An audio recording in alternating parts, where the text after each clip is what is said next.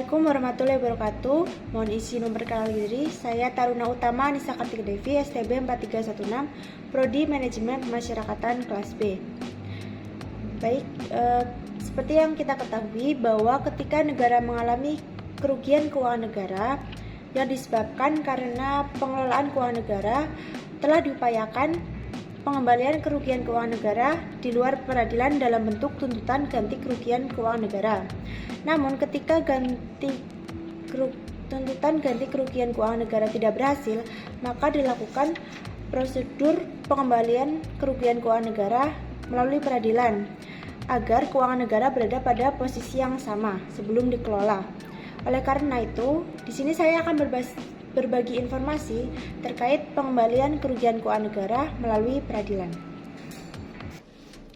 Baik, selanjutnya saya akan jelaskan terkait tentang pengembalian kerugian keuangan negara melalui peradilan. Ada beberapa poin penting dalam pembahasan kali ini. Yang pertama adalah instrumen hukum pidana, yang kedua adalah instrumen hukum administrasi, yang ketiga instrumen hukum perdata, dan yang terakhir adalah sanksi bagi menteri atau pimpinan lembaga. Nah, sebelum kita lanjut, ada sebuah atau sepatah adagium hukum yang akan saya berikan kepada teman-teman sekalian. Bunyinya adalah dormium aliquando leges nunquam moriuntur. Artinya, hukum terkadang tidur, tetapi hukum tidak pernah mati. Baik, sebelumnya saya akan menjelaskan terkait tentang instrumen hukum keuangan negara. Nah, pengungkapan kerugian keuangan negara diharapkan terfokus pada penggunaan instrumen hukum keuangan negara yang bermuara pada pertanggungjawaban berdasarkan jabatan, kecuali dalam keadaan force majeure dapat diterapkan pertanggungjawaban secara pribadi yang melaksanakan tugas sebagai pengelola keuangan negara. Oleh karena itu, pengelolaan keuangan negara yang menimbulkan kerugian keuangan negara lebih banyak berpredikat sebagai pejabat negara dan aparatur sipil negara yang meliputi pegawai negeri serta pegawai negeri pemerintah dengan perjanjian kerja.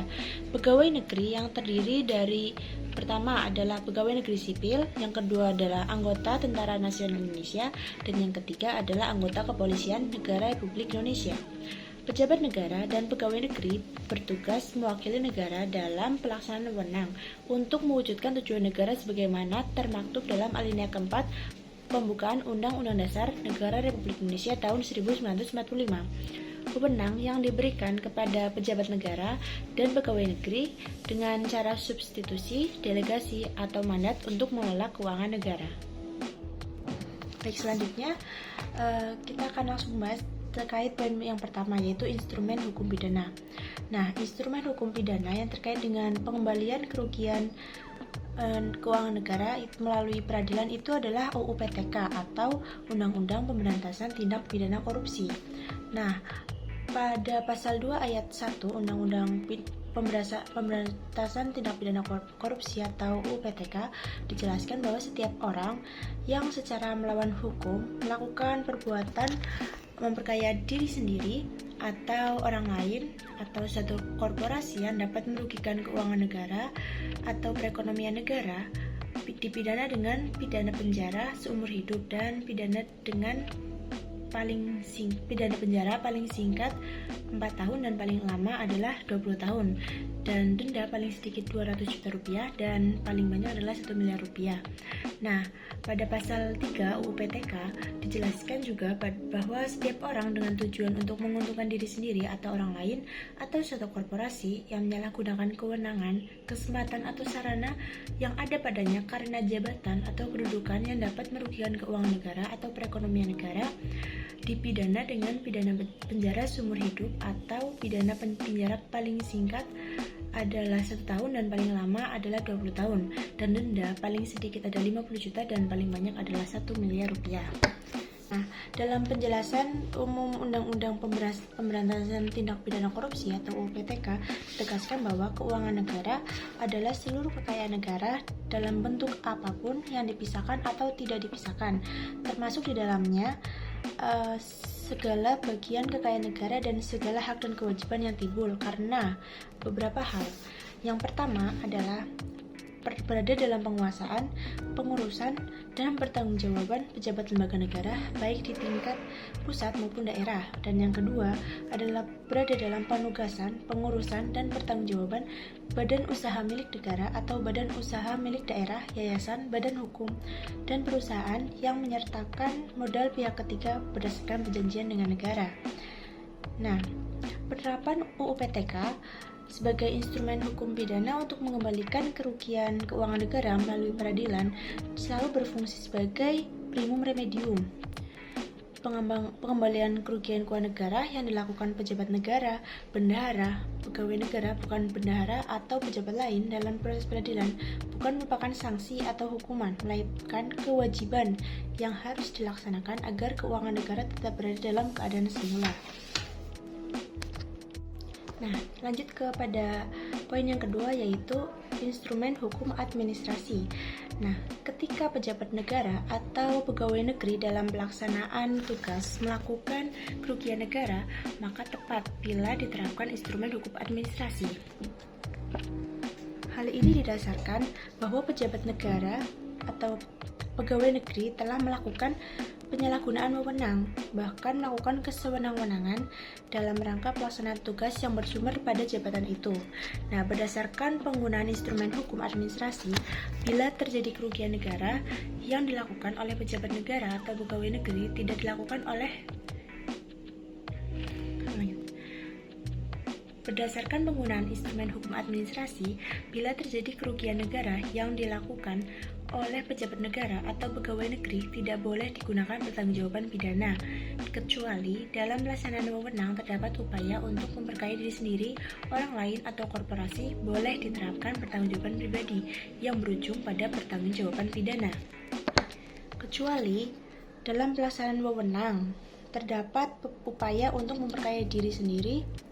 Selanjutnya adalah instrumen hukum perdata atau poin yang ketiga.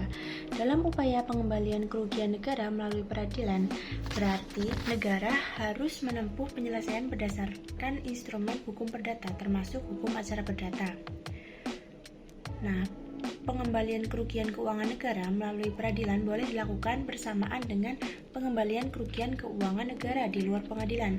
Hal ini didasarkan dengan pertimbangan hukum sebagai berikut. Yang pertama, pengembalian kerugian negara melalui peradilan dengan pengembalian kerugian negara di luar peradilan memiliki prosedur yang sama.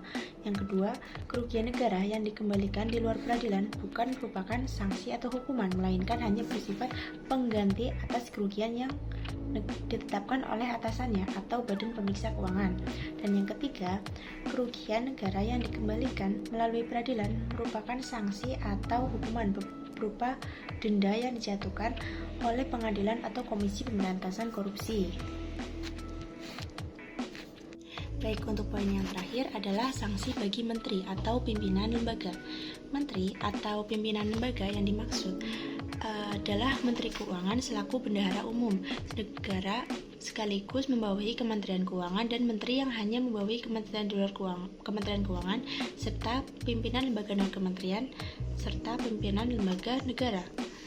Pengenaan sanksi kepada menteri, pimpinan lembaga non-kementerian, dan pimpinan lembaga negara ketika terbukti melakukan penyimpangan kebijakan yang telah ditetapkan dalam anggaran negara. Nah, kebijakan menteri, pimpinan lembaga non-kementerian, dan pimpinan lembaga negara yang melanggar anggaran negara wajib dipertanggungjawabkan, baik secara ke dalam maupun keluar. Selain sanksi administratif, dikenakan pula sanksi berupa hukuman pokok dengan hukuman tambahan kepada menteri, pimpinan lembaga non-kementerian, dan pimpinan lembaga negara. Pengenaan hukuman itu berdasarkan putusan pengadilan yang telah mempunyai kekuatan hukum tetap, baik dalam arti tidak menggunakan upaya hukum maupun telah menggunakan upaya hukum berupa banding, kasasi, dan peninjauan kembali. Baik, mungkin sekian informasi yang dapat saya sampaikan. Lebih kurangnya mohon maaf, dan semoga informasi ini dapat menjadi ilmu yang bermanfaat bagi rekan-rekan sekalian.